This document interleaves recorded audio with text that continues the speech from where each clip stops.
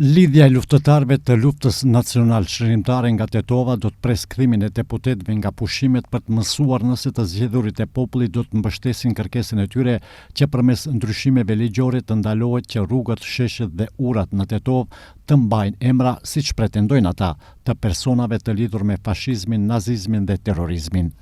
Kërkesa e lidhjes së luftëtarëve të LNÇ-s dhe qytetarëve mbështetës të Tetovës vjen pasi javën e kaluar e njëjta shoqat reagoi ndaj propozimit për 145 emra të rinj të rrugëve të Tetovës të miratuar nga Komisioni Komunal.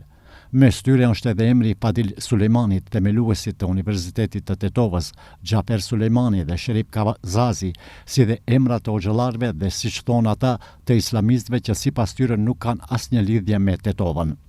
Lidhja e luftëtarëve nga Tetova ka reaguar ashpër duke e cilësuar listën e propozuar si një përpjekje të paturshme për rehabilitimin e fashistëve, militantëve shqiptar dhe irredentistëve, si dhe për imponimin e një shqiptarizimi brutal të qytetit me shqiptar që nuk kanë lidhje me Tetovën.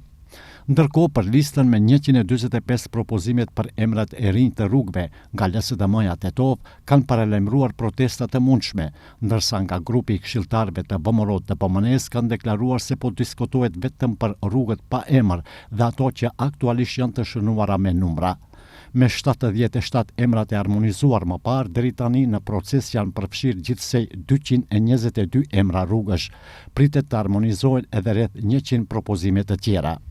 Çështja e emrave të rrugëve në Tetovë ka shkaktuar reagime të shumta në opinion, veçanërisht pasi gjykata kushtetuese anuloi vendimin e komunës për riemërtimin e rrugëve me arsyetimin se për këtë vendim komuna nuk kishte marrë pëlqimin e qeverisë. Pas vendimit të gjykatës kushtetuese, BDI organizoi protesta në Tetovë.